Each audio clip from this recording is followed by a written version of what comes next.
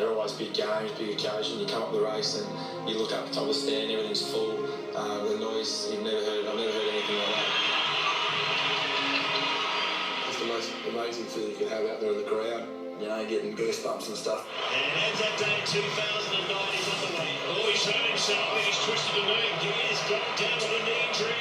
I actually thought that Andy would go for a few minutes and, you know, he'd be back on. The rider will have to go into the ruck.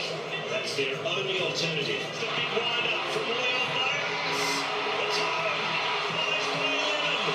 When you're in a position to win the match, you just shouldn't lose from those positions. We just wanted to just keep moving it forward, and then anything can happen.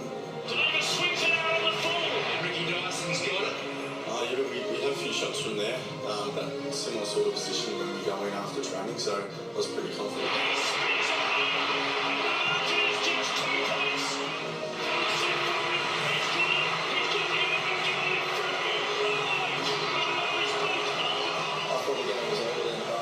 Collingwood by points.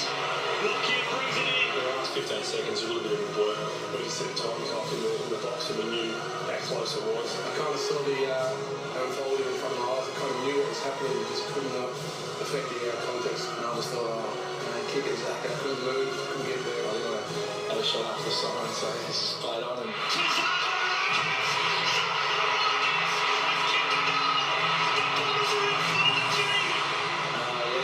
pretty amazing feeling, pretty shattered when they got that last goal. Just run straight over there and just started celebrating with the boys. This will probably be the biggest highlight of my career unless I win the premiership. We weren't too sure how long was actually left in the game. We knew it was dying moment. Probably the best game I've ever played in. Yeah, we left a fairly high feeling. It lives on the memories of Collingwood supporters. This Friday night was huge, this game. It's a great opportunity for us. Extract a little bit of revenge, and we shouldn't have dropped that one, so we'll make up for it. Setting the stage for a magnificent night here at the MCG. That's what we've got. The Bombers are out. They've gone from 11th to 7th in the last two matches. Their biggest win of the year last Friday night against the Blues. 69 points. And Collingwood, well, they've won their last 5. They've jumped into the top 4 for the first time this year. They won by 84 points last Saturday at the MCG. And they're starting to build towards September. And with Leigh Matthews, Leigh's a great feeling out here. Collingwood have been pretty impressive, haven't they? Well, they have been. They've played teams outside the 8, the last 5, but they've won them all. So it's really good confidence building, and obviously 26 goals, 84 points win last year. So they're in pretty good shape. Pendle's been back in this week, and Davis, 2 of their real X-factor players. And Dodak's been good, Swan's been good. Cloak started to be a bit better last week. He sure is starting to give some run off halfbacks. And all of a sudden, they're building really well. And Precic again, Simon Precic again, almost a 31-year-old recruit. Only played 2 games last year, and he's played 13 this year. He'll probably take Matthew Lloyd. He takes the main opposition marking forward, and just a really good, solid, honest player who makes it very difficult for his opponent to get much of the footy. Yeah, you feel like Preci's in career best form, don't you? As you said, just for 2 games last year, 14 the year before. Each and every one so far. And what about Lloyd? You saw him here last week. He kicked 4. He was important. Yeah, well, that's an obvious matchup. But Lloyd is now back, I think, playing in his conventional full forward. They flirted with Jay Nagle a bit in the early part of the year. But I think you'll find now Matthew Lloyd out of his favourite spot out of the goal square. He's only averaged 2 goals a game to this point of the year. I think he'll get back to his 3 or 4 goal average for the remaining 9 games. We're going up to Nathan and Dennis in the studio. And Dennis, it's a great atmosphere down here. It looks that way. It feels that way up here too. And Bucks, they say there's nothing like winning form. It's great form. Well, it's not exactly 13 straight, but Collingwood with 5 straight victories. Essendon with 2. It certainly shapes as a big night. Yeah, you put those wins in your back pocket and you come into a game like this and you definitely want to get the result. Essendon were fantastic against Carlton last week and of course Collingwood against Fremantle, but different challenge altogether. They'll be looking forward to it. Adam McPhee back after missing a week.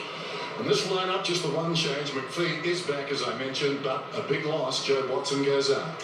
Yeah, Watson's a big out. There's no doubt that Essendon are recognised. They've got a lot of speed in their group, but you need to have the ball in your hands to take advantage of that going forward. And Watson went down, but in his stead, Sam Lonergan was fantastic last week. Of course, Prismal's come into the side and Hocking as well.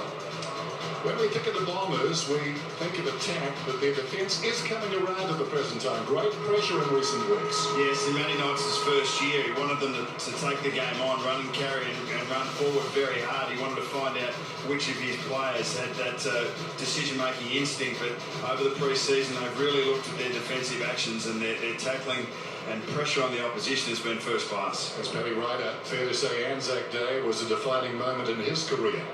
Yes, he wouldn't have known that he was going to play ruck that day. When David Hill went down, he was thrown into it, as we saw in the opener, but he has been fantastic. His ability to tap and then follow up and get involved in clearances and pressure on the opposition has been first class.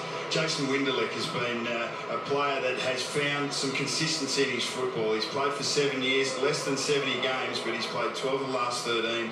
Hard runner, very important player for the Bombers. Harry O'Brien was terrific last week, 18 possessions. His career high is 21 against the Bombers back on Anzac Day. That long run last week and a wonderful goal. And Harry speaks to Tim Watson at half-time. Stick around. This is Friday Night Football. I've known since I was 15 that I belong in the AFL. Now he gives it to O'Brien. I love the quote, no one normally has ever made history. Who has it about? The great people that overcome adversity are the ones that use that adversity as the stepping stone towards their greatest triumph. Harry O'Brien, like a clock in the ocean.